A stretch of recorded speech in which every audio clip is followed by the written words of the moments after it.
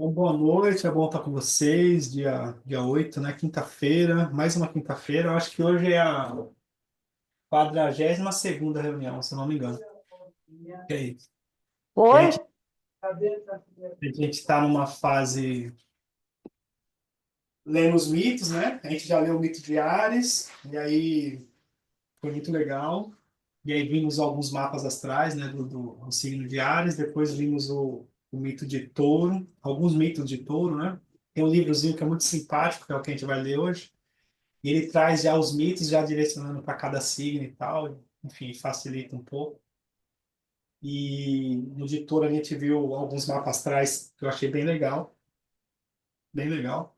E agora a gente vai iniciar o signo de Gêmeos. E a gente, como que a gente está fazendo? A gente lê o trechinho do mito e tal, troca um pouco, conversa um pouco sobre o entendimento dali. E depois, na segunda parte, a gente interpreta o mapa astral. Eu estava ansioso para ver o mapa astral do seu Jorge. E aí, de última hora, eu não consegui o horário dele direito, porque precisa ser o horário muito certinho, né? Então, não tinha o horário dele. E aí eu mudei. A gente vai ver o mapa astral da Ivete Sangalo, que eu também achei legal. Falei, tá, outra geminiana, né? E o dela tem o horário certinho. A gente vai dar uma olhada. E aí eu acho legal. E aí esse lance dos mitos, eu não sei como é que vocês enxergam assim, mas para mim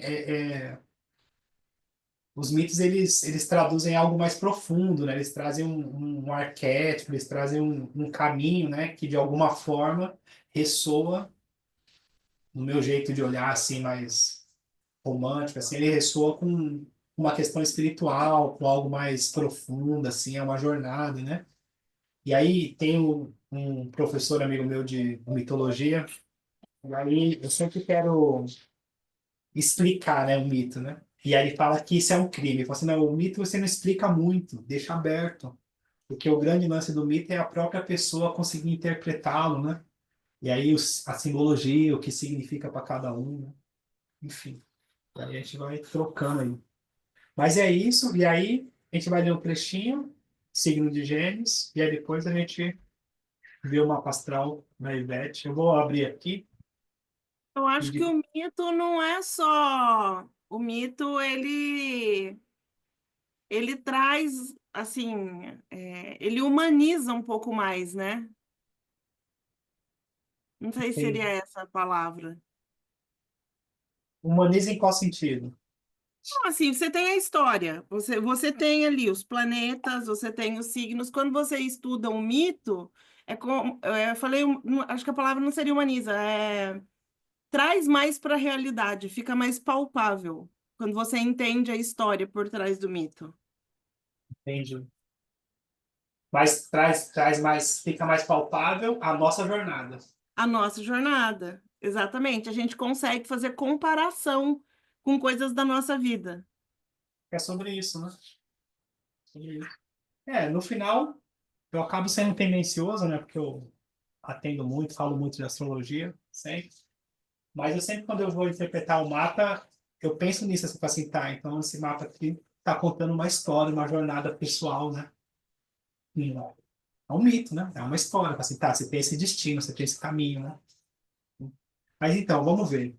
Mito de Gêmeos, os mitos de Gêmeos, né? Apareceu aí para vocês? Apareceu. Mercúrio, né? Uhum. E eu coloco aqui, mitos de Gêmeos. E aí você pode ajudar, Fabi, por favor? Posso? Vamos lá. Dos mitos de Gêmeos.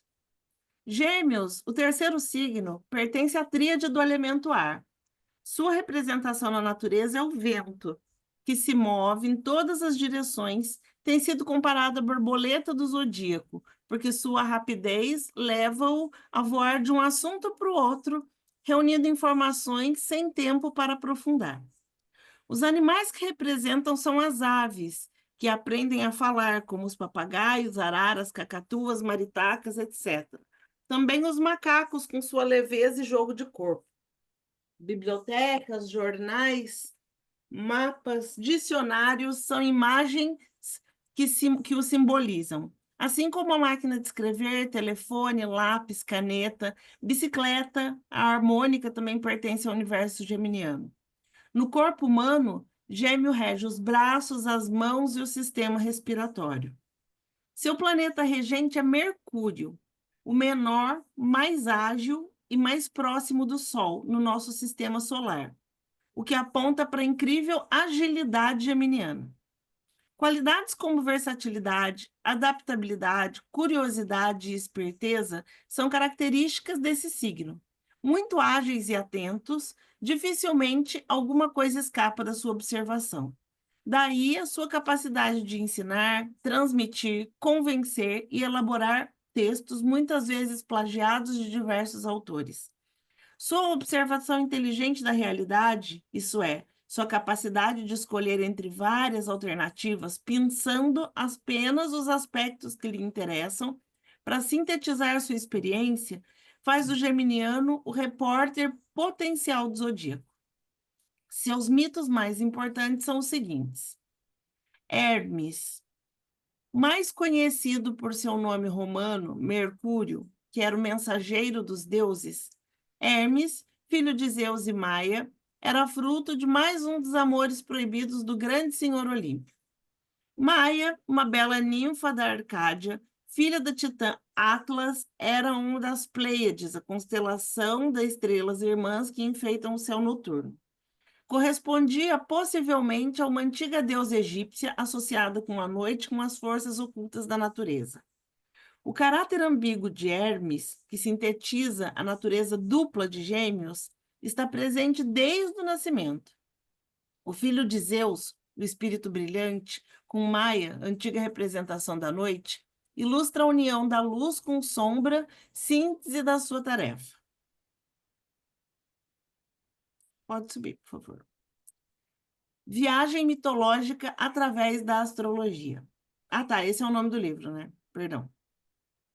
Hera, a implacável esposa de Zeus, lançou sua raiva e ciúme sobre a ninfa, fazendo-a fugir para as montanhas, onde se escondeu numa caverna do Monte Silene para dar à luz. Exausta pela fuga e pelo trabalho de parto, Maia adormeceu depois de enrolar o bebê em faixas e colocá-lo numa cesta, no vão de um salgueiro, árvore sagrada que simbolizava a fecundidade e a imortalidade. Assim que viu a mãe em sono profundo, o ágil Hermes livrou-se das faixas e saiu em busca de aventura. Queria mostrar aos deuses suas habilidades para ser aceito entre eles, provando ser digno de sua condição divina. Então, decidiu roubar o gado real que Apolo, o deus Sol, cuidava nos campos do rei Admeto, na Tessália. Levou 50 reses. Para encobrir os rastros, amarrou ramos secos nas patas e caudas dos animais e escondeu-os numa caverna. Apolo, que estava distraído namorando um pastor, nada percebeu. Quando descobriu o roubo, pediu aos sátiros de Cileno para procurarem o gado. Hermes matou 2 animais como oferenda aos deuses. Das tripas esticadas e secas ao fogo fez as cordas que prendeu no casco vazio de uma tartaruga. E assim, mostrando sua genialidade, criou a lira, um instrumento símbolo das artes, na cultura ocidental. Depois, enrolou-se novamente em suas faixas, deitou no berço e adormeceu. O movimento está presente em sua vida desde o início. Em seu primeiro dia de vida, Hermes roubou o gado de Apolo, ofereceu um sacrifício aos deuses, criou, tocou a lira e voltou para o seu berço como um inocente recém-nascido. Esse dia foi um prelúdio onde todos os temas característicos de Hermes e os dos geminianos estavam presentes. A ninfa Silene, que tudo assistia, pegou a lira e pôs-se a tocar e cantar em louvor daquele ser que de tão engenhoso só poderia ser filho dos deuses. Os sátiros ouviram e foram ver de onde saía tão bela e desconhecida melodia. A ninfa, então, contou-lhe sobre Hermes e como este criara a lira. Muito espertos logo desconfiaram que o material utilizado só poderia ser do gado roubado. Apolo, com sua visão divina, compreendeu toda a trama. Logo descobriu que o pequeno ladrão e acusou diante de Maia. A mãe tentou defendê-lo, argumentando que seu filho, nascido há poucos dias e todo enfaixado, não poderia ter sido o autor do roubo. Porém, quando Apolo viu o couro dos animais sacrificados, não teve dúvida e carregou Hermes para ser julgado perante o grande senhor do Olimpo. Zeus interrogou habilmente o filho, que insistia em negar sua façanha. Depois de muita discussão, Zeus, que no fundo se divertia muito com as proezas do menino, ordenou a Hermes que devolvesse o gado e pedisse desculpas a Apolo. Então advertiu que deveria respeitar a propriedade e prometer que nunca mais mentiria, ao que Hermes retorquiu: se assim é, faz de mim teu arauto, pai, e ficarei responsável pela segurança de toda a propriedade divina. Não direi mais mentiras, se bem que não posso prometer que direi sempre toda a verdade. Hum. De acordo com Walter Otto, Hermes carece de dignidade. Muitas vezes age como um embusteiro. De forma engenhosa, utiliza a astúcia e a magia para conseguir seus intentos. Busca soluções imediatas que, na maioria das vezes, não são definitivas. Os geminianos são extremamente engenhosos, prolixos, persuasivos. Algumas vezes se perdem no meio das histórias que criam. Noutras, mentem deliberadamente sem que o interlocutor sequer desconfie. E, às vezes, quando julgam conveniente, omitem parte da verdade. Fabi, Depo- quer parar um pouquinho? Não tem, já não está no finalzinho? Não sei, tá? Deixa eu ver. Acho que não. Não tá, não. Tá. Vou Só pegar uma pra, água. só pra você beber uma água, gente. E aí, o que vocês acharam do mito de Gêmeos, né? Nasceu e já saiu. Muito geminiano. Ai, ai. Como é que vocês veem? Alguma dúvida? Não? Eu acho legal a gente pensar, quando pensa nos mitos, né, do signo de Gêmeos, porque tem uma coisa assim, legal a gente não criar um estereótipo sobre os signos, né? E É, tentar entender o mito dentro da gente. Porque, na verdade, nesse sentido, a gente vai entender que pelo mapa astral, a representação do signo de Gêmeos é o Mercúrio, né? Então, o Mercúrio ele vai falar sobre a nossa parte cognitiva, a nossa parte mental, o nosso entendimento, a nossa racionalização, a nossa possibilidade de entender, interpretar e trocar. E aí tem um velho ditado humano, né? Que é a mente-mente. Então, na verdade, a gente tem dentro da gente essa grande potência que é a nossa mente e todas essas nossas racionalizações, as nossas argumentações e ao mesmo tempo essa potência de quanto ela também nos assalta, nos rouba, nos ilude, né? Então, dentro desse contexto, né? Se a gente pensar nesse mito, né? Trazendo o Mercúrio para entender quem a gente é. E a gente começa a ter um olhar mais profundo de autoconhecimento, porque eu não sei como é que vocês veem, mas eu demorei muito para me entender que eu não era a minha mente, assim, para entender que eu tinha uma mente, mas eu não era a minha mente. Consegui entender dentro de mim essa separação, porque até então era meio que conduzido, né? Levado no impulso e todas essas coisas, né? Distração e tal. Então, tem esse detalhe, que é justamente porque, na verdade, imagina, para uma pessoa, e isso independe da idade, mas para uma pessoa que não sabe nada de autoconhecimento, como é que você vai explicar para ela que ela tem uma mente, mas ela não é essa mente? Porque a história fica meio maluca, a pessoa fala, é, fica meio maluca a história, fala assim, como assim, né? Porque a pessoa não consegue ter essa concepção, porque justamente é, ela não tem essa autoanálise, né? E aí, é esse olhar, verdade. tanto do mapa astral quanto dos mitos, ele nos entrega essas informações de forma subjetiva, de forma indireta. Então, quem consegue ter essa consciência percebe. Quem não consegue ainda, também está tudo certo, né? Então, cada um dentro do seu tempo, né? Mas, na verdade, é justamente sobre esse processo, né? E aí, indo mais longe, né? Porque eu gosto de maximizar as coisas. Todo o processo de elevação, o autoconhecimento, ele vai passar por um lugar assim, no mínimo, meditativo. E aí não é meditativo no sentido de repente, virar monge ou qualquer coisa desse tipo, assim. Meditativo para que você consiga conhecer quem você é. E aí você precisa passar por esse lugar da mente, né? E entender o quanto ela... Tem até algumas literaturas que falam que é uns livros de psicologia, né? Que é um grilo galopante, né? A mente não para, aquela coisa, né? Aquela loucura, né? E aí, perceber isso, né?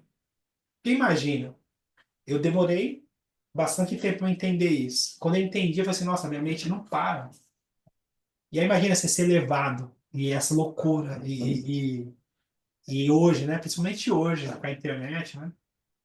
Esse mundo que a gente está vivendo hoje, é muita informação, é muita distração, é muito tempo roubado, né?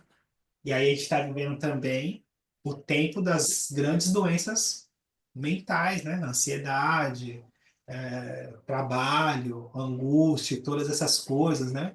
E as síndromes, né? E um monte... Claro, algumas questões já tinham e hoje a gente está dando alguns nomes, né? Mas é isso, assim, essa questão da saúde mental, ela tá em evidência, né? Se a gente pegar também a astrologia para falar disso, o eixo, né, nó do sul, nó do norte, entre Virgem e Peixes, vai falar também justamente sobre isso, assim, sobre um tempo onde a gente vai ser convidado a perceber ou a questionar, no mínimo, sobre a nossa saúde mental, sobre, e aí principalmente a questão do celular, né, porque na prática é um vício, é uma coisa que hipnotiza a gente, nos tira e rouba um tempo. Pelo menos comigo é assim, né? Às vezes o celular tem que deixar ele longe, assim, não. E mesmo eu trabalhando, né, com a internet, porque eu acabo atendendo e tal, mas é um sabotador. E que não é o celular em si, é a nossa mente que é vulnerável a esse tanto, né? Que é sobre isso, né? É nesse sentido um pouco assim. Enfim. Vocês acham? Vai muito longe assim, não? Fica muito. Vocês sabiam já que Não. vocês não são a mente de vocês, não? Eu já há um tempo que eu tenho, assim, visto muito isso, né, estudando, comecei a descobrir a meditação, que acho que é a forma melhor de entender isso. É uma forma, assim, de a gente parar e internalizar tudo para você realmente separar o eu, né? O eu da consciência, o ego da consciência. E foi através disso que eu comecei a me envolver mais com esse universo da astrologia, né, do tarô, da Kabbalah, e comecei a me interessar por todos esses temas. E acho que a meditação é a forma, pelo menos para mim, foi a forma melhor de descobrir essa diferença da mente, né, do efeito da mente. Aí eu sempre falo, a mente mente. Eu E nem tem um, sabia que existia é, essa frase. e tem É, um lance, que aí olhando para o mapa astral, né? Claro, né? Eu vou sempre acabar levando para o mapa astral, para mim ficar mais fácil também entender pelo mapa. Então, às vezes a gente tem o Sol, o signo, né? Ou propriamente dito o ah, signo, no mesmo, no mesmo signo que o Mercúrio. Isso é comum. sim. Eu tenho o Sol em É. Sagitário e tenho o Mercúrio em Sagitário. Outras vezes as pessoas têm o Sol num signo e têm Mercúrio em outro signo. Geralmente são signos do lado. E E aí já começa essa brincadeira do autoconhecimento, né? Porque se o Mercúrio ele está num signo que não é o mesmo do Sol, a pessoa tem mais dificuldade de compreender ela mesma. É como se ela tivesse um debate interno, né? Quero ir por ali, mas da mesma forma minha mente me questiona e eu quero ir pelo outro lado. Então tem uma questão. E uma outra coisa é que os aspectos que o Mercúrio recebe, né, no mapa, vai falar desse funcionamento, então das facilidades, né? Enfim, e dos desafios, né? Então, por exemplo, É, uma pessoa que tem, só para a gente puxar assunto, né? Puxar papo, a gente tá com tempo, estamos aqui, né? Uma pessoa que tem o Mercúrio, vamos colocar assim, recebendo uma quadratura de Plutão no mapa astral dela. Isso é uma condição, né? E aí ela nasce com o desafio do controle, com o desafio de ser muito rígida, tanto com ela quanto com as pessoas ao redor. Então ela tem uma mente que é muito controladora propriamente dita, é muito. E aí fica mais difícil, né? Ou se e de na repente conjunção, funciona é, assim também, quando está conjunto? com Plutão, Quando Plutão está conjunto com Mercúrio, eu estou falando que eu tenho um filho que tem Plutão e Mercúrio conjunto em Escorpião. total. É total, né? E aí, às vezes, a pessoa não sabe, mas na prática é isso. A pessoa é muito, muito controladora. Mas nesse caso, com a mente, com Mercúrio, eu acho que esse controle é muito mais prejudicial para a pessoa. Para a pessoa. Ele ter leveza no dia de deixar as coisas fluírem.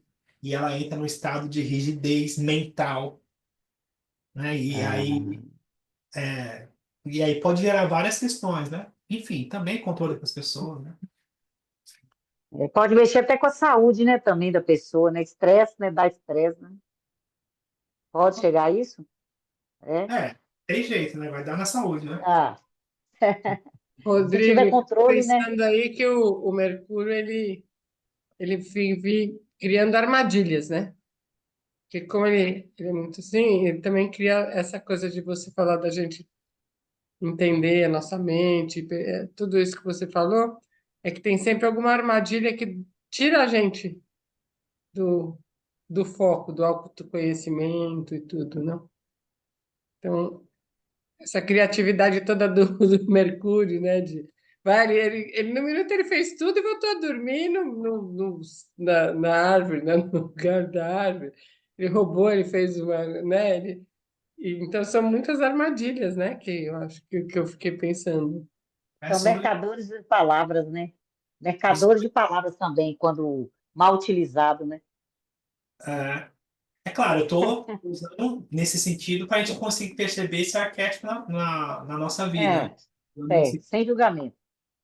Que é o próprio Mercúrio, né? Que é vista pelo mapa astral. Mas eu não sei como é que você, mas eu vejo de forma muito simples, assim, por exemplo, às vezes eu preciso fazer alguma coisa no dia a dia, coisa cotidiana, para ser mais palpável. E aí pego o celular. E aí dali, se eu não me atentar, meia hora, 40 minutos. Na prática, sem fazer nada produtivo, não fiz, Ah, não assisti nada, assim, falei assim, nossa, parei para.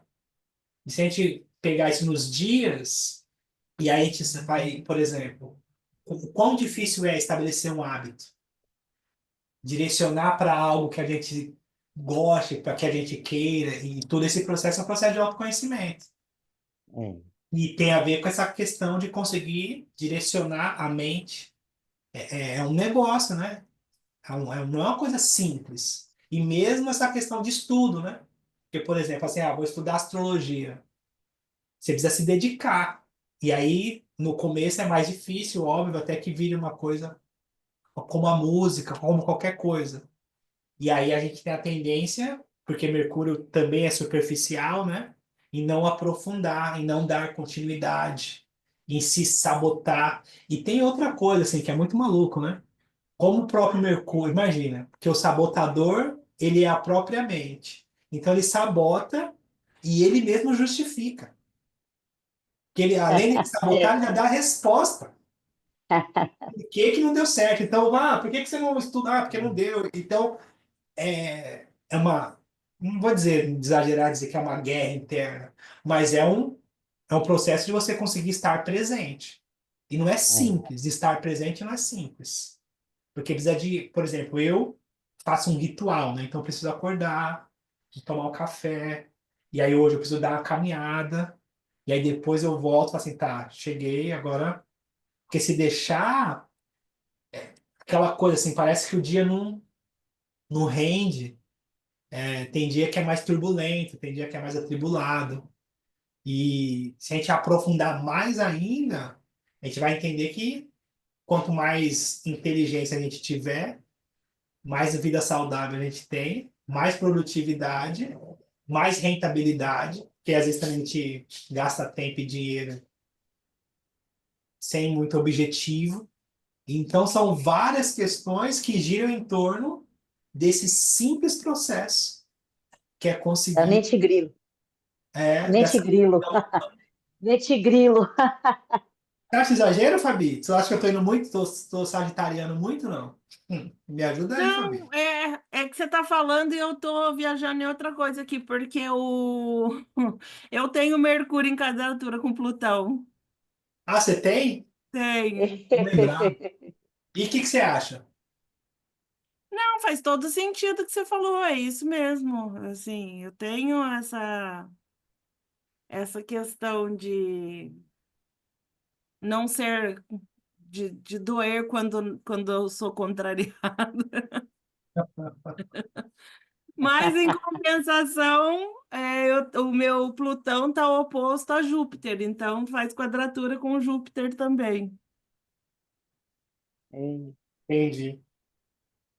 Entendeu? É, é, Mas assim, olha, já fez mais sentido há um bom tempo atrás. Hoje eu já tenho ciência assim disso, né? Então hoje já é uma questão mais controlada, né? A questão essas questões, mas faz todo sentido, sim. e parece simples, mas na prática não é. É um negócio. Assim, Mercúrio é um negócio, assim, nesse sentido de. E, claro, estou falando de astrologia e tal. Aham. É que põe assim, o autoconhecimento, parece aquelas coisas distantes, esses livros de autoajuda, né, essas coisas assim muito nossa e tal. E na verdade, é a prática do dia a dia. Como é que faz, gente, para conseguir dar conta do dia e falar assim, não, eu vou por ali, né? É isso que eu quero, né? Quero fazer isso. Exatamente. Assim, por muitas vezes eu ainda tenho a dificuldade de falar porque do receio, da negativa, ainda dói em alguns lugares. Eu tenho ciência disso. Como assim dói? Sobre o quê? Eu não consigo me posicionar a partir da minha fala. Ah, entendi. Não é que eu não consigo, eu sempre acho que não consigo. Eu tenho aquela coisa de estar sempre, para mim é sempre a fala para mim é sempre um desafio, assim, será que eu vou alcançar? Será que vão me entender? Será que eu vou conseguir me expressar da maneira correta? Me expressar, eu me expresso, mas fica a tensão ali, sempre a homeostase ali tentando equilibrar a mente, achando que não vai dar. E aí, posso dar uma chave, né? Porque é isso, Por né? favor, Tem uma só não me coisa, cobre. tem uma coisa que é tipo isso, né? Hoje, né? Hoje em dia a Ah, gente sabe de muita coisa e tal. Então, o Mercúrio em quadratura com Plutão. aham, Tá, fala assim, tá, entendi. Mas como é que eu abro essa porta? Qual que é a chave disso?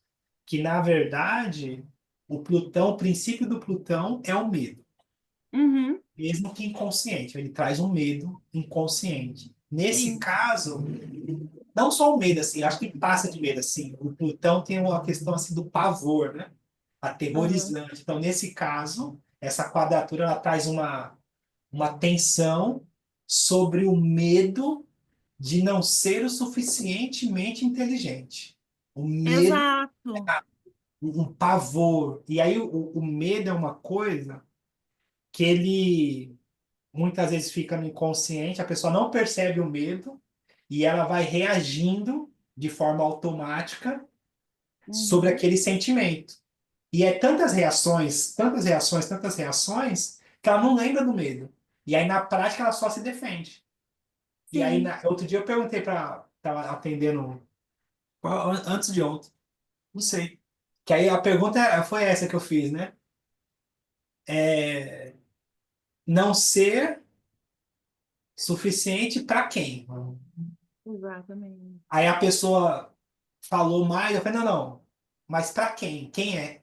Porque, na verdade, é um jeito da gente conseguir, essas perguntas, né? É um jeito da gente conseguir se posicionar, porque às vezes não tem ninguém, gente. Não tem, Uhum, né? tem Não, e ninguém. assim, A gente, não querendo levar pro meu lado, né? Mas só explicando, assim, eu tenho Mercúrio em Capricórnio, então eu me cobro demais, sabe? Assim, é uma cobrança excessiva de querer falar bem, de querer falar correto, tudo isso na casa 10 ainda. Entende?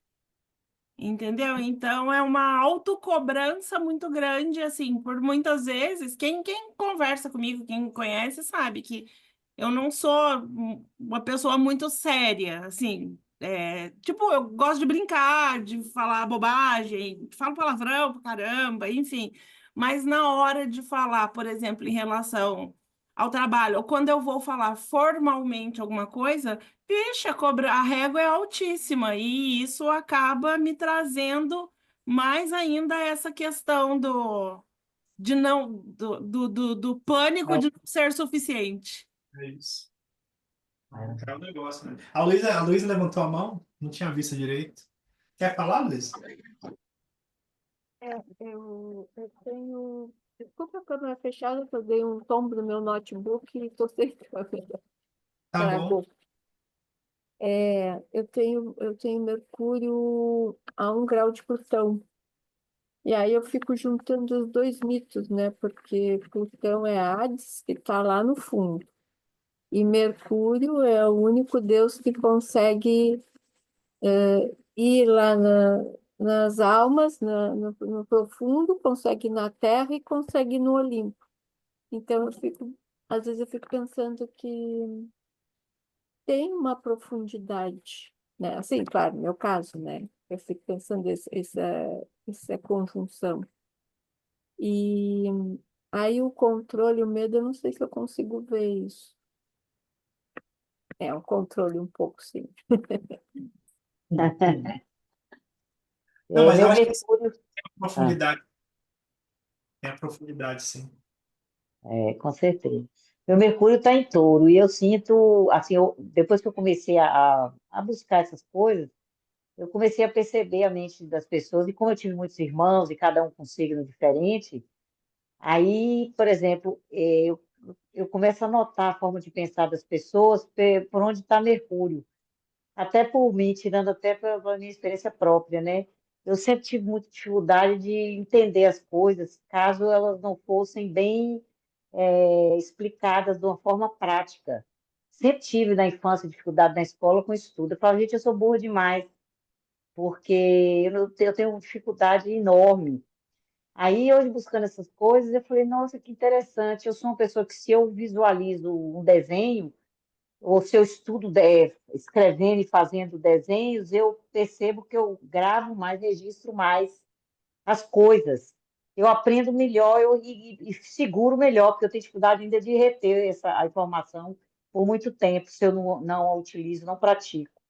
Aí eu comecei a entender melhor assim, a mente das pessoas, por que que nós somos diferentes. Acho que o Mercúrio, por onde ele está, onde ele passa, ele fica, a gente realmente pensa diferente mesmo. É como se fosse cada um no seu planetinha, sabe? A sensação que eu tenho. Junto com os aspectos também. Enfim, vamos ler mais. Junto com os aspectos. Alguém É. quer mais falar alguma coisa? Não? Vamos ler mais uma parte, Fabi? Deixa eu pôr aqui.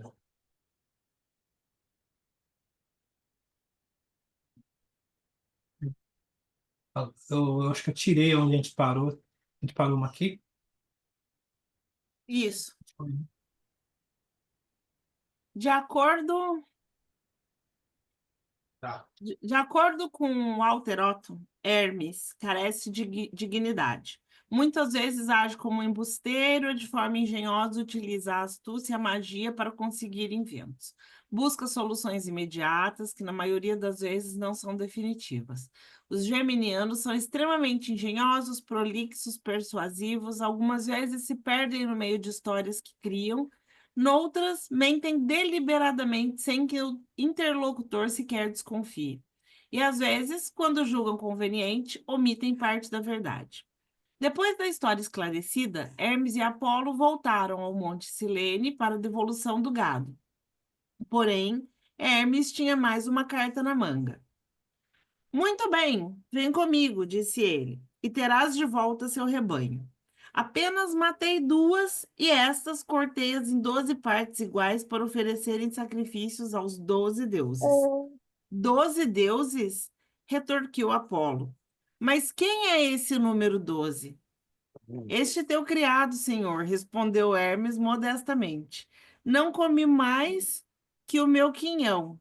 Ainda fosse grande a fome que tinha, e queimei o resto, como manda a lei. Hermes saudou a mãe, retirou a lira recém-inventada debaixo de uma pele de carneiro. Quando Apolo ouviu os acordes harmoniosos da lira, que Hermes tocava divinamente, encantou-se com ela e propôs trocar o gado roubado pelo instrumento. O jovem Deus prontamente concordou. Pouco tempo depois, quando pastoreava seu rebanho, Hermes encontrou uma flauta que Pan havia perdido. Usando sua natural engenhosidade, cortou um pedaço de cano e fez uma flauta igual a que encontrara. Passou a afirmar que era sua mais nova invenção. Apolo também encantou-se pela flauta e ofereceu em troca de seu cajado de ouro, que se tornou o caduceu, e o título dos deuses dos pastores guardadores de gado. Sendo assim, Hermes aceitou o negócio, mas pediu lições de adivinhação. Apolo concordou e sagrou o rei do comércio, dos ladrões e dos caminhos. Os geminianos, muito eloquentes e de raciocínio rápido, são capazes de usar todos os argumentos para convencer outros do seu ponto de vista. Essa capacidade persuasiva pode torná-los ótimos negociadores, seja como representantes de uma classe ou categoria, defendendo seus interesses, seja no comércio. Desse modo, o caduceu, símbolo da cura, da regeneração, da arte divinatória, passou a figurar como instrumento dos novos atributos de Hermes, todos necessários à tarefa de conduzir os homens. A imagem clássica do Deus retratava usando... acho que tem alguém com o microfone ligado. Pronto. De onde é? Pronto. A imagem clássica do Deus retratava-o usando um chapéu com asas, o pétaso, sandálias também aladas, carregando o caduceu. Esses elementos simbólicos sintetizam as diversas atribulações desse Deus. O chapéu cobrindo a cabeça, sede do pensamento, identifica sua rapidez mental. Simboliza o poder e a soberania sobre esse reino. As sandálias aladas representam sua elevação mística e o domínio sobre os 3 níveis, cetônio, terrestre e celeste. O caduceu, principal instrumento de Hermes, é um símbolo dos mais antigos e de muitas interpretações. Para esse deus alquímico, é o bastão com 2 serpentes enroladas em sentidos opostos, representando o equilíbrio entre 2 aspectos simbólicos da serpente, diurno e noturno, benéfico e maléfico. Enrolando-se em torno do caduceu, elas simbolizam o equilíbrio das tendências contrárias em torno dos axis mundi, do eixo do mundo, que nos leva a interpretar o bastão do deus Silene, do deus de Silene, como um símbolo de paz. Na época clássica grega, o caduceu foi acrescido de asas sobre 2 serpentes, adquirindo seu sentido mais pleno. Assim, transcendendo suas origens, esse símbolo tornou-se uma síntese Plutônio, Urânia, união das profundezas da Terra à amplitude dos céus. Zeus sagrou Hermes, o mensageiro dos deuses, aquele que fazia as pontes entre deuses, entre deuses e homens, e entre homens e homens. Era o único que podia descer aos ínferos e retornar à terra. Como Hermes, Psicopompo conduzia as almas ao reino dos mortos, o mundo de Hades, ao qual tinha livre acesso. Viajava constantemente entre o Olimpo e a terra e os ínferos. Tornou-se mensageiro predileto dos deuses, especialmente de Deus Hades e Perséfone. Mircea Eliade considera que são as faculdades espirituais de Hermes que garantem seu acesso ao mundo das almas, pois a sua astúcia e a sua inteligência prática, ou sua inventividade, ao seu poder de tornar-se invisível e viajar por toda parte um piscar de olhos, já não anunciam tornar-se os prestígios da sabedoria, principalmente o domínio das ciências ocultas, que se tornarão mais tarde, na época helenística, as qualidades específicas desse deus. A tarefa maior do deus mensageiro era interpretar e traduzir a vontade dos deuses. Assim foi o porta-voz da palavra divina a Deucalião, anunciando que Zeus realizaria seu último desejo. Por seu intermédio, Héracles recebeu a espada, Perseu o capacete de Hades, e Anfião recebeu a lira. Foi ele que levou as três deusas, Hera, Atena e Afrodite, ao Monte Ida no episódio do julgamento de Paris. Também conduziu Psique ao Olimpo para se casar com Eros. Enfim, onde quer que sua habilidade fosse requerida, lá estava Hermes cumprindo sua função, sua divina função. Era uma das divindades associada aos ritos de passagem, não apenas da vida para a morte, mas de viagens entre as diversas regiões e os ritos iniciáticos. A força motriz do signo de Gêmeos é o movimento entre diversos reinos em comunicação com todas as pessoas, conhecendo fatos e histórias, registrando e levando as notícias. Eis o verdadeiro repórter em ação. Muitas vezes, Hermes serviu a seu pai resolvendo várias questões. Assim, Zeus enviou o filho para libertar. Seria Ló? Libertá-lo? Não, para libertar. Enfim, uma de suas amantes, que estava metamorfoseada em bezerra e mantida em cativeiro, tendo Argos dos 100 olhos como guardião. Hermes usou seu caduceu para adormecer os 50 olhos despertos do monstro, uma vez que os outros 50 já estavam adormecidos. Depois, matou o guardião e libertou, acho que é Iô. Na Ilíada, o poema épico de Homero que retrata a guerra de Troia, Hermes é chamado de o matador do ar. Sua participação mais importante aconteceu no final da guerra. Aquiles matou Heitor, o príncipe troiano, e não permitia que seu corpo fosse entregue para os pais para ser sepultado. Zeus, reconhecendo que o príncipe era mais caro dos mortais para os deuses, enviou Íris para chamar Tétis, a mãe de Aquiles, à sua presença, para dizer-lhe que procurasse abrandar a ira do filho e convencê-lo a aceitar resgate pelo cadáver de Heitor. Depois mandou Íris a Troia a falar com Príamo, o rei. Vai veloz, Íris, deixa o Olimpo e dize a Príamo, de forte coração em Troia, para ir aos navios dos aqueus resgatar seu filho, oferecendo a Aquiles presentes que satisfaçam seu coração. Mas que vá sozinho e não deixe outro homem entre os troianos acompanhá-lo.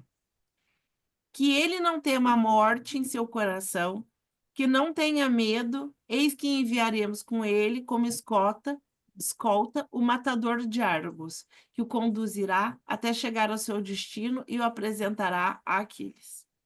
Quando Príamo já se cansava, já se encaminhava, ó, tô louca, para os navios gregos, Zeus enviou Hermes para acompanhá-lo. Hermes, já que teu mister preferido é o de ser companheiro de um homem e com ele conversar à vontade, vai e conduz Príamos aos côncavos dos navios dos aqueus, a fim de que nenhum grego o veja antes que ele chegue junto do seu filho de Peleu. Assim falou o guia.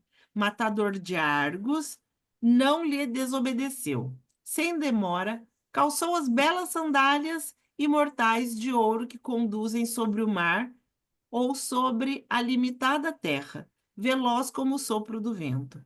Pegou o caduceu com quem encanta os olhos dos homens que deseja ou desperta do sono. Empunhando o poderoso matador de Argos partiu. Hermes conduziu o rei até Aquiles. Depois da negociação terminada, reconduziu de volta para Troia. Com o corpo do filho, assim, Heitor pôde, por fim, receber as honras fúnebres. Hermes ocupava um lugar de destaque como mediador, negociador, e assim fazia por merecer toda a confiança de Zeus. Íris, que pertencia à raça de Oceano, simbolizava o arco-íris, portanto, a ligação entre céu e terra. Sua representação era uma figura alada, revestida por um véu que, sob os raios do sol, refletia as cores do arco-íris. Como Hermes tinha a incumbência de levar as mensagens, ordens e conselhos dos deuses para outros deuses e às vezes para os homens, era, porém, considerado uma divindade de menor importância, porque estava mais estritamente a serviço de Zeus e de Hera, de quem era tida como uma serva. Sua menor importância pode ser talvez creditada ao fato de Hermes, o grande deus mensageiro, ter assumido de forma mais plena as suas atribuições. Do mesmo modo, Íris também se encaixava no arquétipo do signo de Gêmeos, sem ameaçar a posição de Hermes, seu mais completo representante. Para os helenos, Hermes era o sábio, exemplo inteligente do grego reflexivo, o próprio Logos, aquele que conhecia e ensinava toda a ciência secreta. Quem tivesse privilégio de receber esse Deus o conhecimento das fórmulas mágicas tornava-se invulnerável a todo e qualquer malefício. E aqueles iniciados por Hermes eram capazes de resistir a todas as tentações das trevas, porque tinham, como o Deus, acesso à luz e à obscuridade. Esse arquétipo está presente em todas as etapas do desenvolvimento, seja individual ou coletivo, sinalizando o amadurecimento que leva a um salto qualitativo de uma função mais primitiva para outra mais elaborada. O planeta Mercúrio rege as sinapses neurônicas, que vão se tornando mais complexa a cada novo conteúdo integrado, ou nova função aprendida. Por exemplo, a cada fase do desenvolvimento psicomotor da criança, novas funções são integradas. Novas ligações neurônicas são estabelecidas e a vivência de cada uma dessas fases é o que possibilita o amadurecimento como um todo. É preciso integrar essa qualidade associativa de Hermes vinculada às funções do planeta Mercúrio para fechar os ciclos e abrir novas etapas e adaptar-se a ela. A doutora J.S. Bollen, em seu livro Gods in Every Man, refere-se a essa capacidade de Hermes, como a qual orienta o indivíduo na busca do significado e da integração do reino espiritual, Olimpo, com a vida humana, terra, e com a alma, ínferos. Esse processo se completa quando o aprendizado é passado adiante. Sendo um viajante, Hermes procura entender, integrar e comunicar-se utilizando a mente consciente e o intelecto. Olimpo, o reino onde o ego decide e atua, terra e o inconsciente coletivo, ínferos. Hermes representa a fluidez, o movimento e a confusão, quase inevitavelmente, procede os novos começos. Em movimentos lépidos, cruza fronteiras, rompe dimensões. Como Hermes, o planeta Mercúrio personifica a rapidez do movimento, a agilidade da mente, a facilidade da palavra. As pessoas que possuem esse planeta em posição de destaque em seus mapas natais também incorporam essas características. Hermes era tido como o deus mais amigo dos homens e também como aquele que trazia boa sorte. Era conhecido como protetor dos atletas, viajantes, comerciantes e também dos ladrões. Todos personagens que ele muitas vezes incorporava para alcançar seus intentos. Os diversos personagens que o deus utiliza são sua forma de aprender as diversas faces de cada situação. Isso será associado ao caráter mimético do geminiano. Às vezes, experimenta primeiro um lado, depois o outro. Às vezes, oscila entre os dois até chegar numa síntese. Mas muitas eram as habilidades desse jovem deus, como as trias velhas, como as trias, velhas amas de Apolo. Aprendeu a prever o futuro, vendo os seixos se deslocarem numa bacia de água. Depois ajudou 3 moiras, quando estas compunham o alfabeto. Graves assinala que nas fábulas de Higino está escrito que Hermes inventou a astronomia, a escala musical, as artes do pugilismo e a ginástica e os pesos e medidas, que alguns atribuem a Palamedes e a cultura da oliveira. A Fabi, lenda... Oi, vai parar? não sei, falta bastante, né? Mas para Falta. não ficar extenso, porque já são 8 horas. Então. Então, a gente parou na página 67. Tá bom, vou anotar. Pra não ficar cansativo, né? Enfim, acho que ali no final depois explicou um pouco o que eu disse, né? Nesse sentido do autoconhecimento e tal. Enfim, eu acho que a complexidade humana é um negócio. E aí essa questão do ego, né? A mente e tal. Então, essa confusão. E parece simples, e é simples mesmo essa dimensão espiritual, eu chamo de espiritual, mas eu acredito que a gente que é complicado, o ser humano ele é complicado. E aí, essa coisa, né? A pessoa é capaz de pegar as informações, falar delas, para se defender de entender elas dentro dela mesma, né? Tem um processo de autodefesa muito grande, né? Então, esse processo é um labirinto, né? Que é justamente essa questão da mente, o quanto ela nos sabota, né? Pensando nesse contexto, né? E aí, aí outro dia a menina perguntou, tá falando do mito, ela falou assim, mas e por que tá falando de gêmeos também, né? Nesse contexto, cada signo, um arquétipo, é como se a gente se dividisse em 12 signos, e esses 12 signos com as representações dos planetas regentes, então é como se a pessoa de Gêmeos tem esse Deus Mercúrio como regente, ela tem essas atribuições. A pessoa de Sagitário tem o Júpiter, a pessoa de Câncer tem a Lua, e no final, todos nós temos todos os deuses, todos os planetas dentro da gente. Uns com mais ênfase, outros com menos ênfase. Uns com mais disponibilidade para que a gente consiga acessar, e outros com menos, né? Mas de todos eles, quem vai fazer com que a gente compreenda é o Mercúrio. É o Deus que vai nos levar à comunicação de todos os deuses, os mais profundos, no inferior, né, nas profundezas de Hades, né, é através da mente, quanto os mais expansivos também. Então é esse mergulho interno, né, dentro desse processo de autoconhecimento, né, e, e que é uma doideira, né? Eu nunca vou me acostumar assim com o quanto o ser humano ele tem essas facetas, né? O quanto é difícil esse processo da consciência. Agora puxando a sardinha para a astrologia, e aí a linguagem simbólica, né? Ela facilita esse entendimento porque ela ultrapassa a barreira do ego,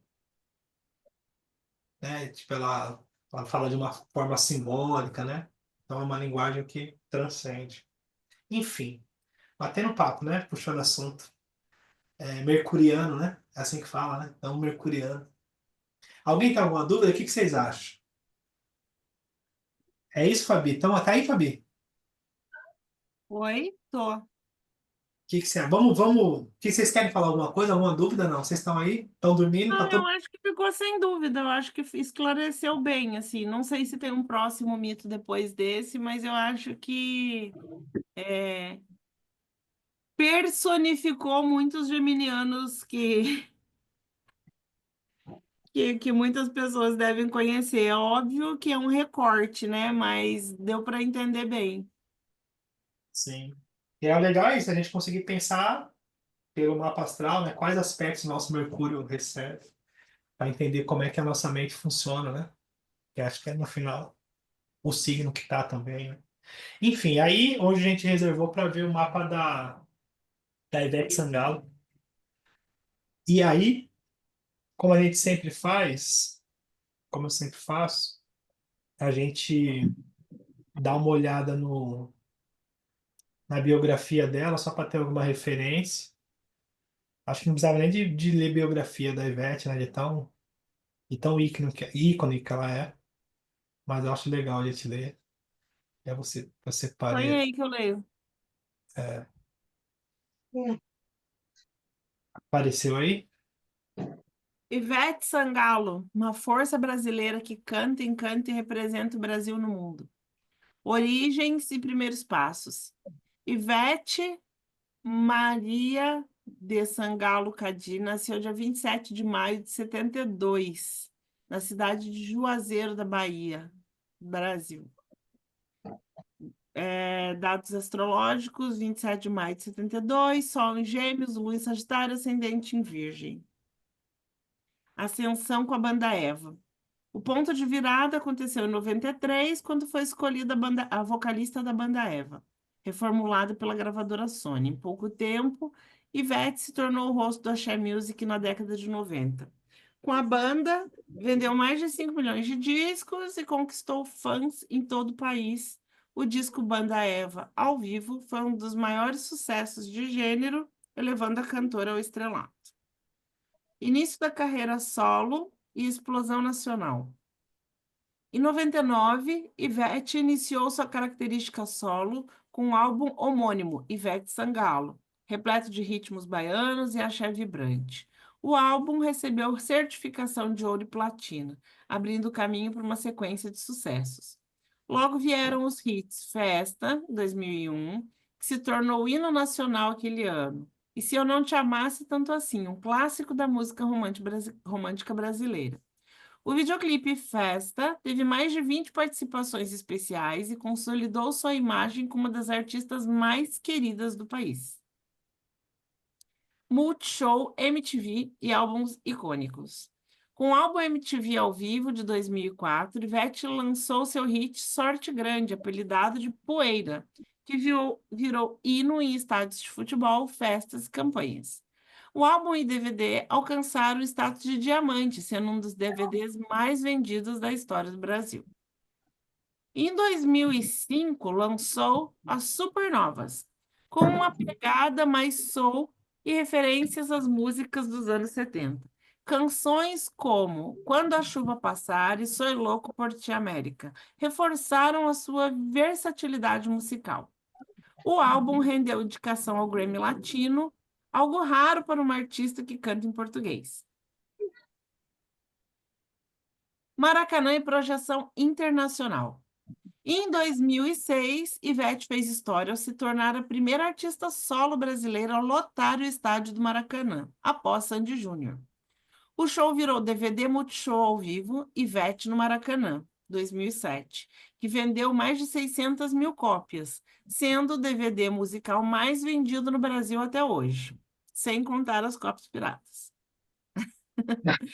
Em 2010, elevou ainda mais sua carreira internacional com a gravação do DVD Multishow ao vivo, Ivete Sangalo no Madison Square Garden, em Nova York, com a participação de Nelly Furtado, Joanes, Seu Jorge e Diego Torres. O álbum vendeu 300 mil cópias na pré-venda e ganhou 3 certificações de platina. Carnaval, TV, reconhecimento popular. Ivete é um dos grandes nomes do Carnaval de Salvador, com seus blocos arrastando multidões. Também apresentou o programa Estação Globo, participou de novelas e consolidou-se como ícone da cultura brasileira. Seus cachês são dos mais altos do país, superando os 350 mil por show, chegando a 2 milhões em eventos especiais. Ivete também assinou contratos com marcas como Grandene, Coleston, Danone, Arisco, Bradesco, Panasonic, Nova Skin e lançou sua própria coleção com a Riachuelo. Turnês internacionais e parcerias. Ivete realizou turnês pelos Estados Unidos, Portugal, Itália e Canadá. Foi a única brasileira a se apresentar em todas as edições do Rock in Rio Lisboa desde 2004. Dividiu o palco com nomes como Dave Matthews Band, Gigi D'Alessio e Shakira, com quem participou de uma turnê de Pop Festival em 2011. Vida pessoal e maternidade. Em 2009, Ivete casou-se com o nutricionista Daniel Cadi, com quem tem 3 filhos, Marcelo e as gêmeas Marina e Helena. Durante a gravidez, lançou o projeto Pode Entrar, gravado em casa com a participação de Maria Bethânia, Carlinhos Brown, Lulu Santos, Marcelo Camelo. O álbum foi sucesso de vendas e crítica. Premiações e consagração. Ivete possui uma das carreiras mais premiadas da música brasileira, já conquistou 4 Grammys Latinos, diversos troféus no Prêmio Multishow Melhores do Ano, Troféu Imprensa e Capricho Awards. Reconhecimento da Billboard, que a nomeou Rainha da Canção do Brasil. Momentos históricos. Na cerimônia de encerramento das Paralimpíadas de 2016, Ivete emocionou o mundo. Sua performance foi elogiada por artistas internacionais e pela mídia global. O jornal britânico The Guardian chamou-a de mulher mais influente do Brasil, e o cantor Callum Scott apelidou de Beyoncé brasileira. A atualidade e impacto cultural. Em 2024, com o hit Macetando, Ivete se reinventou mais uma vez ao se tornar a primeira artista brasileira dos anos 90 a liderar o Spotify Brasil na era do streaming. Com mais de 12 milhões de seguidores no Instagram, shows esgotados, novos projetos e reconhecimento internacional, Ivete continua sendo símbolo de brasilidade e alegria, potência feminina e conexão com o povo. Hum, Obrigado. É um negócio, né? É um fenômeno mesmo. Não é qualquer uma, né? Definitivamente. É um fenômeno mesmo. E aí eu vou compartilhar aqui o mapa dela para a gente dar uma olhada junto.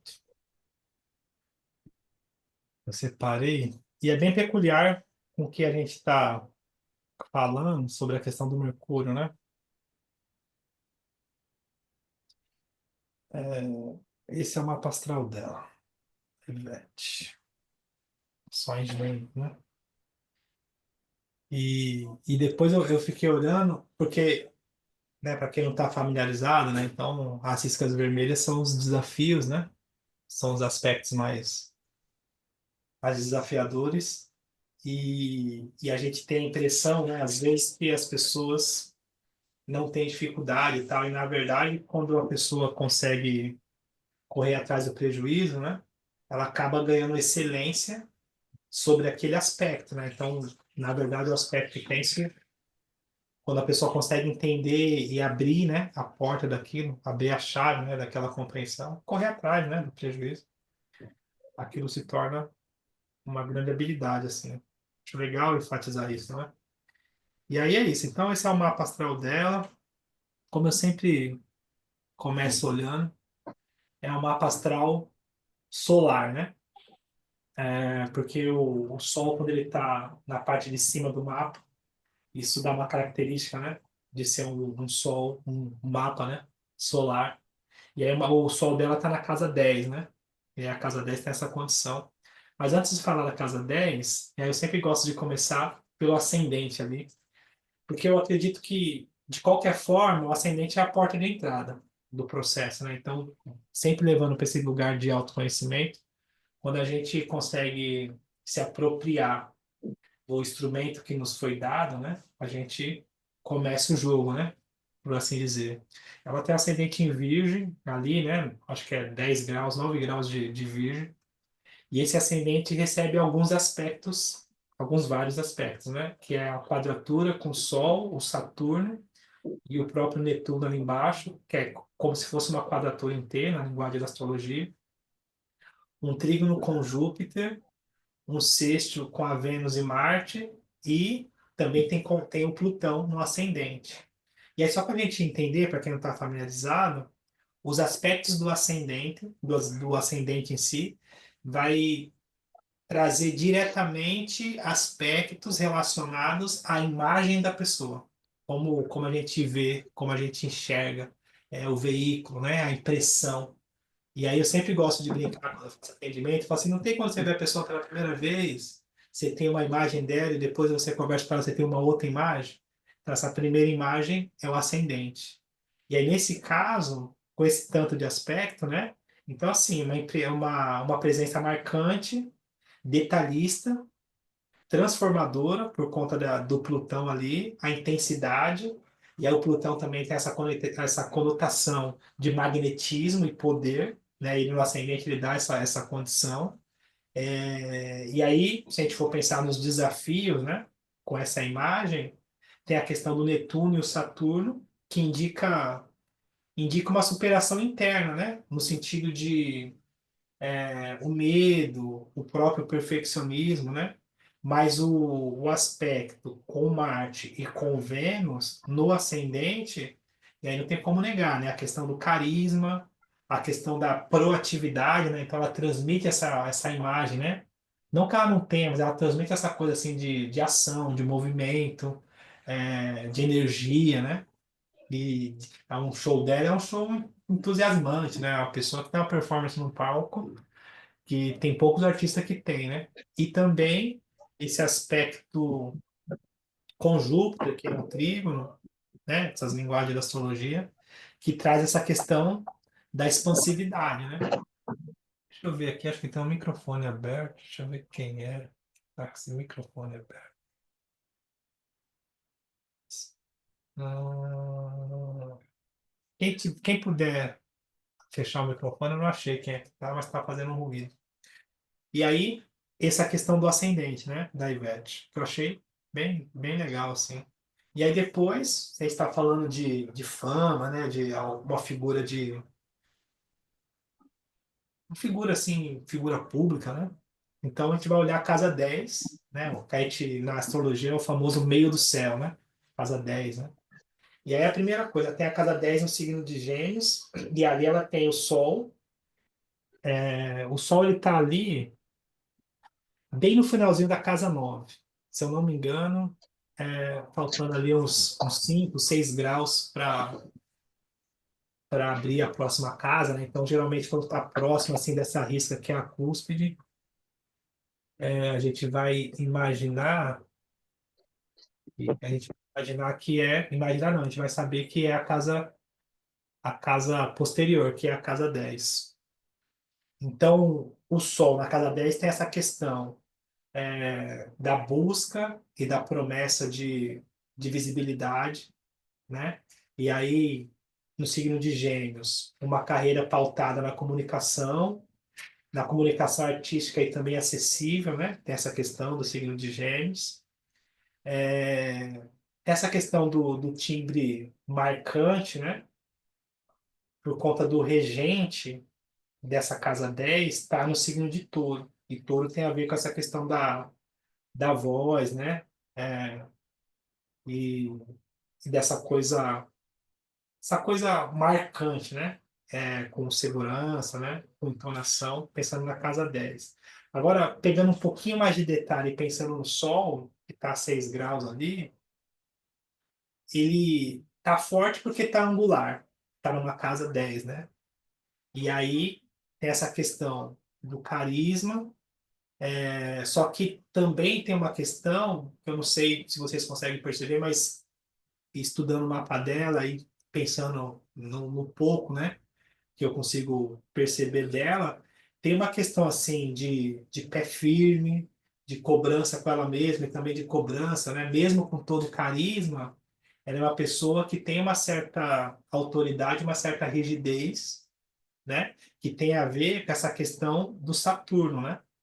Que não é uma coisa que ofusca o brilho dela, mas algumas questões, né? Algumas polêmicas, em algumas partes que ela teve que se posicionar, eu vi que ela tem o pé firme, né? Tem uma questão assim de. E claro, né?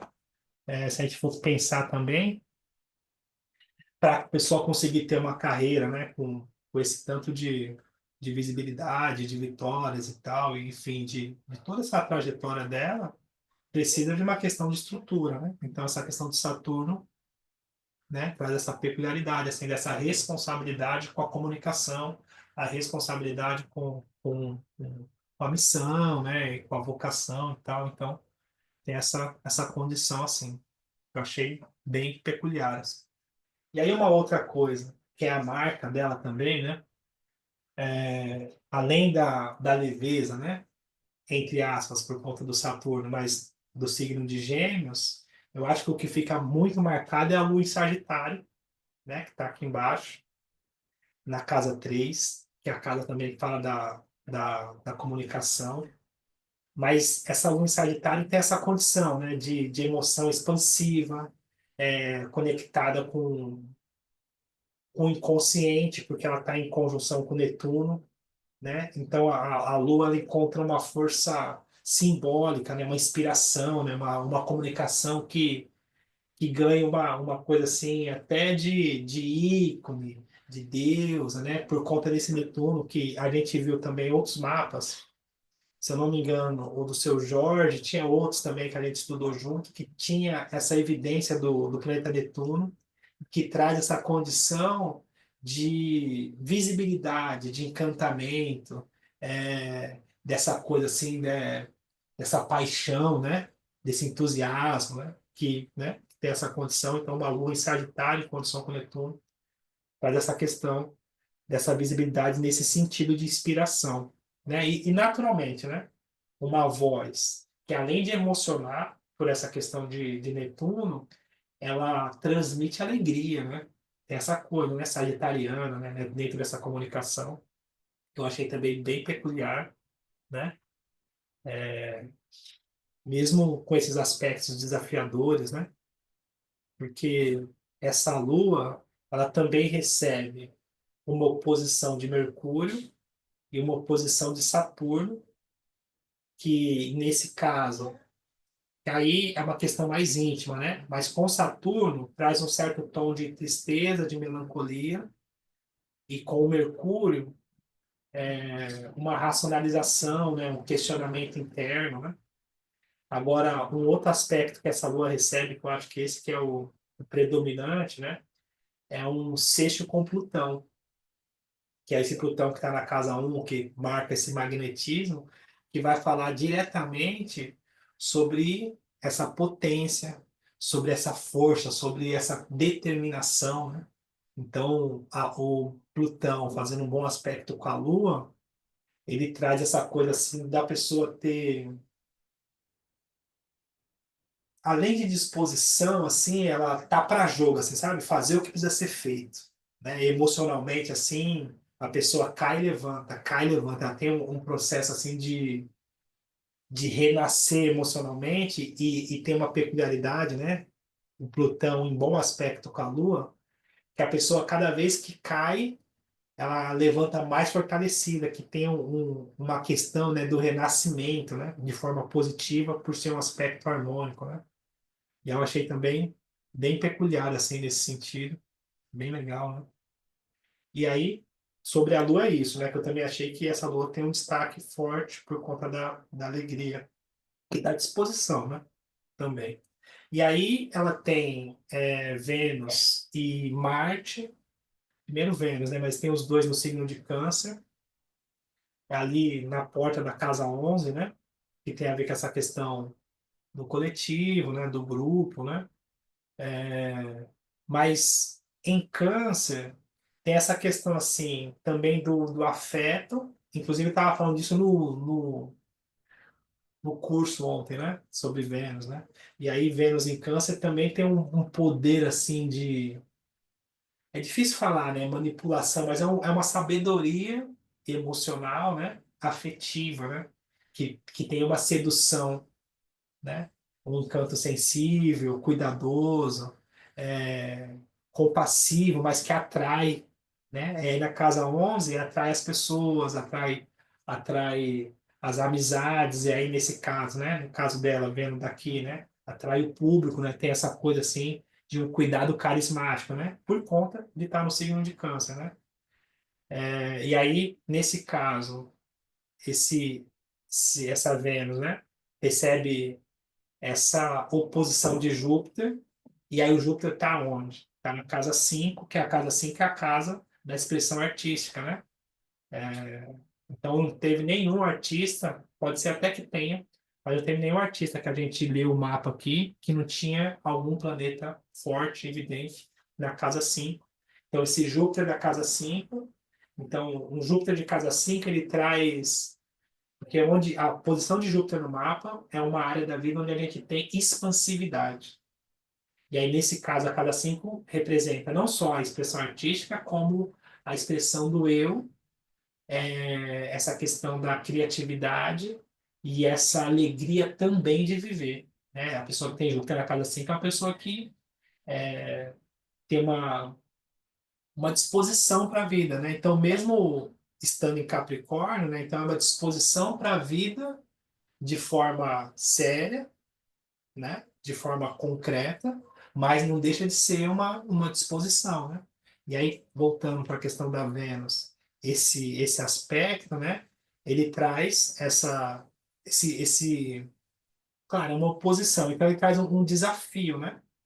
Porque, na verdade, esse desafio é justamente o excesso de fascínio, né?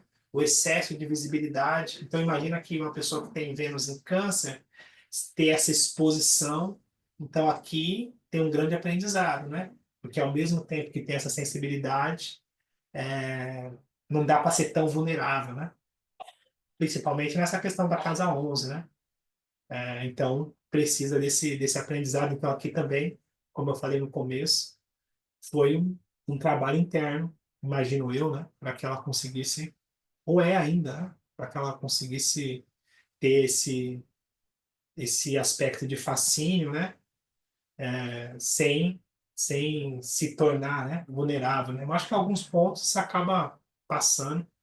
Eu já vi algumas questões, né, dela se expondo, né, ou enfim, entrando em algumas polêmicas pelo jeito que ela leva a vida, enfim, pela afetividade dela.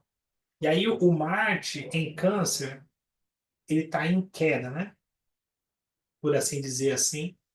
Mas eu vou dar um ponto para ele, né? Se é que eu posso dar ponto, porque ele está a gente chama assim, ele está numa dignidade acidental.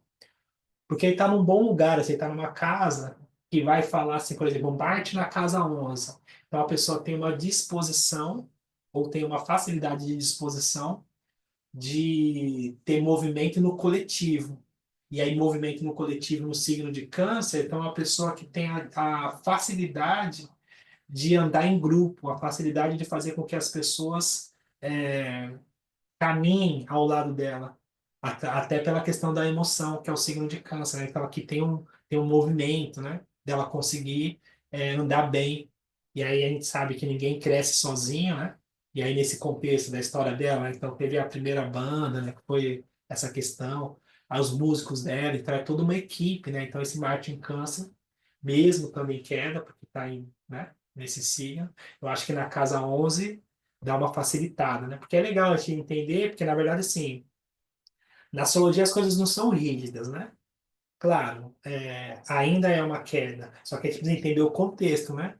Então, dentro desse lugar, eu acho que tem porque ela transmite uma ação protetora ligada ao coletivo, reage emocionalmente, né? E aí, no caso, a emoção acaba envolvendo as pessoas, né?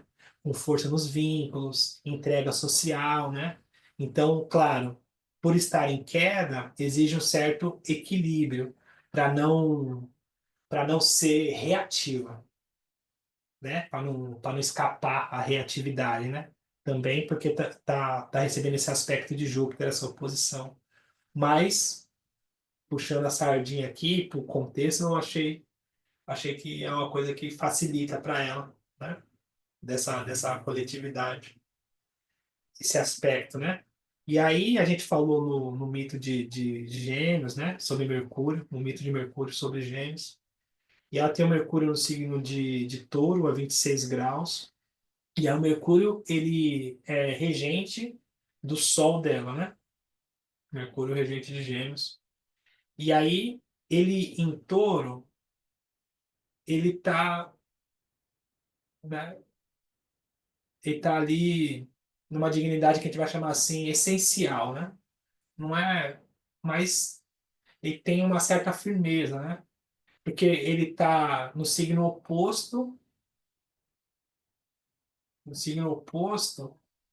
que que é o próprio Escorpião. Então tem uma tem uma questão aqui pela questão da rigidez, né? E enfim, apesar de ele estar forte, tem tem uma dificuldade aqui pela questão da intransigência, as verdades absolutas. Em Touro, o Mercúrio que fala dessa questão mental, né, comunicativa e tal, tem essa questão da dificuldade de mudança de ideia, né? E a gente sabe que a gente precisa, né, de uma certa flexibilidade. Mas ele está numa casa, na casa 9, né, que fala justamente sobre essas questões do que a pessoa pensa, de como a pessoa articula uma filosofia de vida maior, né? E aí, ao mesmo tempo, falando da mesma coisa de uma outra forma, puxando a sardinha, também o Mercúrio em Touro na casa 9 é uma pessoa que sabe para onde vai, né? Porque ali ela tem certeza, né? Tem as próprias convicções, tem uma filosofia de vida bem estabelecida, né? Então, tem essa peculiaridade aí. E aí, esse Mercúrio recebe alguns aspectos, que é essa oposição de Netuno, a própria oposição com a Lua, e também, se eu não me engano, acho que aqui é um trígono com Plutão. Então, começando do fim, esse trígono com Plutão entrega uma profundidade e um magnetismo verbal e um poder de convencimento. É isso, assim. Mercúrio recebendo o aspecto de Plutão, a pessoa, se for um aspecto, né, de abertura, né, então tem um poder de persuasão, né, de convencimento e tal. E aí a oposição com o próprio Netuno, idealismo, né, essa coisa de sonhar muito, né, tem essa... Mas eu acho que na posição dela, que é sonhar muito, né? Ela virou e tal, um ícone, né? E esse próprio Netuno que está com a Lua, eu acho que ela conseguiu, né, transformar isso numa ordem positiva, assim, pensando nesse contexto, né? O quanto ela também, através da ideologia, do que ela passa, do que ela transmite, do que ela comunica, pensando nesse Mercúrio, como ela transmite também, né, essa emoção, essa oposição, né? Ela consegue entregar, né? Que é uma intérprete, né? Então, nada mais é do que conseguir entregar essa emoção, encantar, né? Então, embora voltando um pouco, né? O Mercúrio esteja em debilidade, né? Essas linguagens da astrologia, né? Ele é o dispositor final do mapa, ele rege o Gêmeos e, e também rege o ascendente dela, que é o ascendente Virgem, né? Então, tem Plutão ali, que está ali, então ela acaba tendo uma importância esse planeta no mapa, né? Então a gente vai olhar isso, né? Falar assim, tá, ó, quando a gente olha o mapa, mas qual que é o dispositor, né? Quem é que está com mais força aqui? Então esse Mercúrio ele ganha uma potência. E aí, esses aspectos que eu já falei, né? Então, no contexto geral, a capacidade de transformar a palavra em instrumento de poder, uma fala firme, no caso dela musical, por conta de Netuno, e instintivamente persuasiva, né? Não tem como fugir disso. E o Saturno em Gêmeos, eu falei dele um pouco, mas se a gente for pensar na casa 10, eu acho que tem uma questão aqui de... Porque a posição de Saturno no mapa, ele torna aquela condição uma missão, uma responsabilidade, uma coisa assim que precisa ser sólida. E aí, nesse caso, né, em conjunção com o Sol na casa 10, essa, aí imagino, né, uma vocação, nesse caso, como uma missão, né? E aí, nesse contexto, né, constância, responsabilidade, né, disciplina, né? Então, Saturno aqui, dentro dessa trajetória, né, dela, de muitos anos, gente vai entender, ele fala assim, tá, disciplina, reconhecimento merecido, né? Não é uma coisa que caiu no colo, né? Tem uma história, né? Enfim. E aí, se a gente olhar por outro lado, o próprio Netuno na casa 3, que aí vai falar dessa questão também cognitiva, né? Como a pessoa aprende, entende, troca, né? O Netuno ali traz uma imaginação potente, né? E aí, de novo, esse apelo do coletivo. Acho que eu já falei do Plutão no ascendente, e essa força. E eu achei bem legal. Uma outra coisa que me chamou a atenção, porque aí são intimidades, né? Mas tem jeito. A posição de Quirón na casa 8. E aí, na casa 8, feridas profundas, né? Ligadas a controle, a exposição, né? A intimidade, né? Então, tem uma ferida ali sobre a intimidade, né? Os traumas, algumas questões, né? A serem ressignificadas, né? Mas é uma coisa que é muito íntima mesmo, né? Já é íntima se for uma ferida. Na casa 8 então, mas no atendimento individual, quando a gente está trocando, é legal pensar que o killer ele é, um, é uma delicadeza, né? É uma coisa a ser percebida. E aí, uma outra coisa que me chamou a atenção é o nó do norte, né? Aí esse eixo, né? Nó do sul, nó do norte. Mas o nó do norte na casa 5, né? E aí, quando eu estava estudando o mapa dela, eu pensei assim, gente, tem o Nó do Norte na casa assim, porque o Nó do Norte, na prática, ele é um lugar onde a gente precisa ter humildade para aprender, né? E aí, nesse caso, além de humildade para aprender, o Nó do Norte vai falar de um caminho... Eu não gosto de pensar assim, é um caminho espiritual, porque para mim, tudo é espiritual, né? Espiritual, para mim, é mais simples, né? Não menos importante, mas mais simples, assim. Então, eu não acho que é só o Nó do Norte, acho que contexto inteiro da vida é um desenvolvimento espiritual, mas o Nó do Norte vai falar de uma coisa assim que é entre vidas, né? É mais profundo. É um aprendizado de um eixo assim, mais e aí a pessoa que se torna, né, artista, mãe, e tem essa casa assim, pelo que a gente entende, né, consolidada, e tem o Nó do Norte ali, a gente vai entender que é uma missão, né? A pessoa veio para resolver isso, né? E eu achei também bem peculiar, assim, eu falei assim, nossa, que legal, né? Ela do Norte na casa 5 e ela é artista, né? Enfim. E aí, para sintetizar, né, dispositor final, o Mercúrio, que está em Touro, apesar de, né, ele é regente do ascendente, rege também a casa 10, então traz essa estabilidade na fala, né? E é o planeta predominante no mapa, né? Não o regente, mas o predominante, o Netuno, né? Ficou evidente aí esse Netuno, muito evidente, porque ele faz conjunção com a Lua e faz aspecto também com o ascendente, e faz aspecto ali com o Sol, com Saturno. Então, se vocês perceberem aqui, tem um foco, né? Essa quadratura inteira assim, tem, né? Ele aspectando quase o mapa astral inteiro. Então, ficou evidente esse Netuno. E aí, se a gente for pensar, assim, tá, Netuno em evidência. Então, Netuno ele tem duas questões, né? Ou ele traz a viagem, né? O escapismo e essa dificuldade da pessoa lidar com a realidade. Mas no caso, como tem Saturno envolvido, né?